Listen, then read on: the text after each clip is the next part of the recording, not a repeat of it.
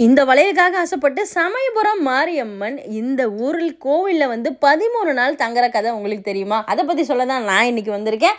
அதாவது நம்ம சமயபுரம் மாரியம்மன் திருச்சி சமயபுரத்துலேருந்து இங்கே திருநறையூரில் இருக்க ஆகாச மாரியம்மன் கோவிலில் வந்து வருஷத்தில் 13 நாள் தங்குறாங்க.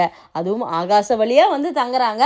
இந்த கோவிலில் பார்த்தீங்கன்னா அம்மனுக்கு உருவ வழிபாடு கிடையாது. செப்பு குடத்தில் 13 நாளும் விதவிதமான அலங்காரத்தில் நம்ம சமயபுரம் மாரியம்மனை பார்க்க முடியும். இங்கே அம்மனுக்கு உருவ வழிபாடு கிடையாது. மற்ற நாளையில் அம்மனை வந்து ஜோதி ரூபமாக தான் பார்க்க முடியும். அப்படி ஒரு சிறப்பு இந்த ஆகாச மாரியம்மனுக்கு.